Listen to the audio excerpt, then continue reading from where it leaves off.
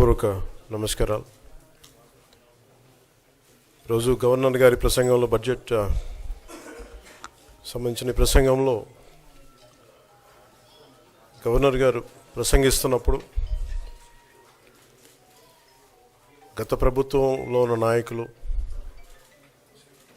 వారి సభ్యులు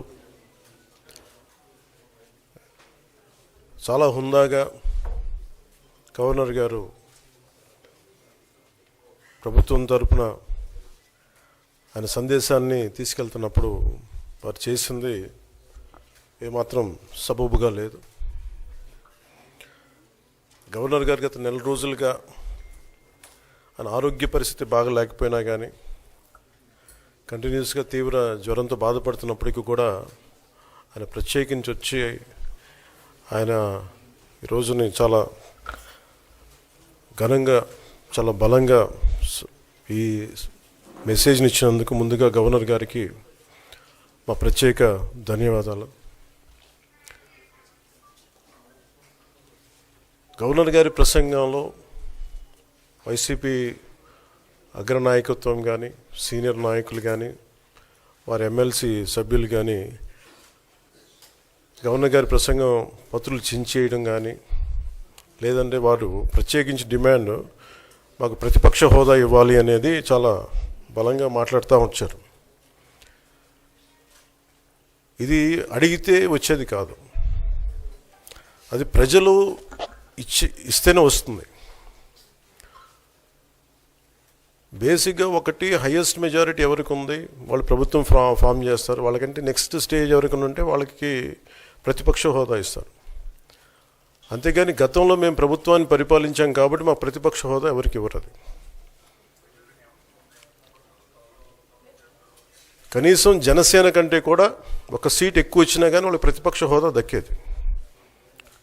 ఈ రోజున ప్రభుత్వంలో second largest party Janasena.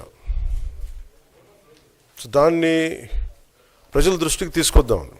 YCP నాయకులు వాళ్ళు చేస్తుంది ఏంటంటే మాకు ప్రతిపక్ష హోదా ఇస్తే తప్ప మేము అసెంబ్లీలో అడుగు పెట్టాం, లేదంటే ప్రసంగాలను అడ్డుకుంటాం అని. ఇది సరైన మెసేజ్ బయటికి వెళ్దాం. ఇది సరైన విధానం కూడా కాదు. ఇది ప్రజలందరికీ తెలియజేయాలనుకున్నాం. ఇది ప్రతిపక్ష హోదా ఏ పరిస్థితిలో వస్తుందంటే మీకు రూలింగ్ పార్టీ కంటే కూడా అత్యధికంగా ఇంకొక సీట్లు వాళ్ళకంటే మీరు వస్తే, దాని తర్వాత స్థానం మీకు వస్తే ఖచ్చితంగా ప్రతిపక్ష హోదా వాళ్ళకే ఉంటుంది. 21 సీట్లు ఉన్న జనసేన, 11 సీట్లు ఉన్న వైసీపీకి ప్రతిపక్ష హోదా ఎలా వస్తుంది? మేము వస్తే తప్ప మేము అసెంబ్లీకి రాము, ఇలా గవర్నర్ ప్రసంగాలను అడ్డుకుంటాం అనేది ఇది సరైనది కాదు. ఇది ప్రజలందరికీ కూడా తెలియచేస్తున్నాయి ఈ సందర్భంలో. అందుకని ఇది భవిష్యత్తులో కూడా మేము కోరుకునేది వైసీపీ నాయకుల్ని, మీకు ప్రతిపక్ష హోదా ఇవ్వకపోయినా ప్రజలు మీకు 11 సీట్లు ఇచ్చారు, దాన్ని గౌరవించి మీరు అసెంబ్లీకి రండి. మీ స్థాయికి తగ్గట్టుగా మీకు ఎన్ని ప్రశ్నలు అడగాలో దాన్ని తగ్గట్టుగా ఇస్తారు మీకు. ఇవన్నీ దాటి మన స్పీకర్ గారు కూడా చాలా గౌరవంగా వాళ్ళు 11 సీట్లు వచ్చినప్పటికీ కూడా చాలా గౌరవంతో ఇంతకాలం వాళ్ళకి ఇస్తూ వచ్చారు. ప్రశ్నోత్తరాల సమయంలో కూడా ఆయనకి ఇచ్చారు.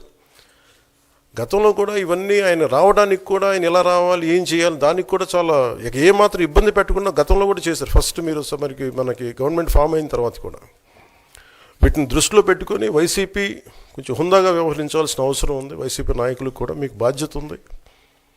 గవర్నర్ గారి ప్రసంగాన్ని మీరు ఆ విధంగా మీరు ప్రశాంతంగా విని దాన్ని వచ్చే జరుగుతున్న సమావేశాల్లో మీరు దాని మీద లోటుపాట్లు మీరు చెప్తే బాగుంటుంది తప్ప ఇలా కూర్చోబెట్టి అరుపులు, కేకలు ఇది సమంజసంగా లేదు.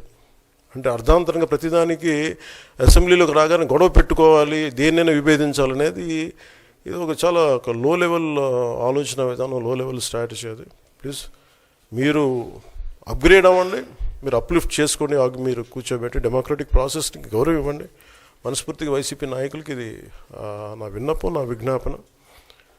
This what I would like to say. And నిజంగా కావాలి అంటే మీరు ఈ 5 సంవత్సరాల్లో మీరు ప్రతిపక్ష హోదా మీకు రాదు. అది మీరు మెంటల్గా ప్రిపేర్ అయిపోండి. 11 సీట్లతోటి మీకు ప్రతిపక్ష హోదా ఇవ్వబడదు. రాదు. ఎందుకంటే ఇట్ ఈస్ చంద్రబాబు గారు, గౌరవ ముఖ్యమంత్రి చంద్రబాబు గారు డిసైడ్ చేసేది కాదు, జనసేన డిసైడ్ చేసేది కాదు. దానికి రూల్స్ ఉన్నాయి, దానికి రెగ్యులేషన్స్ ఉన్నాయి, నామ్స్ ఉన్నాయి. ఉదాహరణకి నేనే ప్రభుత్వం, మన కేంద్ర ప్రభుత్వం ఫార్మేషన్కి మేము వెళ్ళినప్పుడు పార్లమెంటరీ లీడర్ని ఎన్నుకోవాలి మనం కూర్చున్నప్పుడు, ఎన్డీఏ పక్ష నాయకుడు ఎన్నుకోవాలనుకున్నప్పుడు నేను నాయకుల స్థాయిలో నేను కూర్చున్నాను.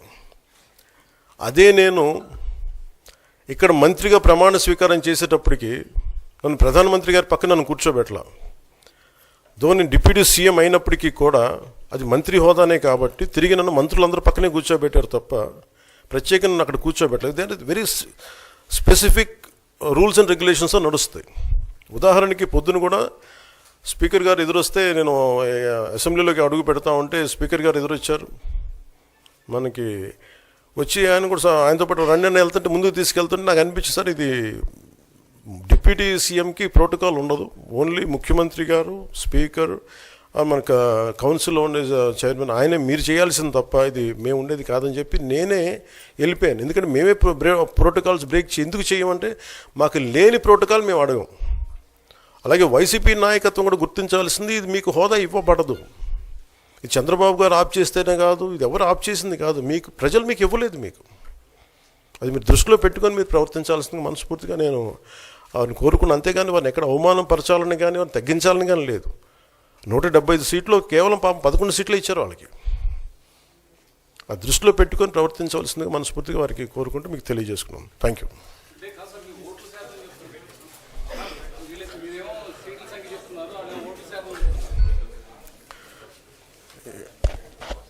ఫస్ట్ అప్పుడు ఏం చేయాలంటే సార్, అప్పుడు జర్మనీకి వెళ్ళిపోవాలండి.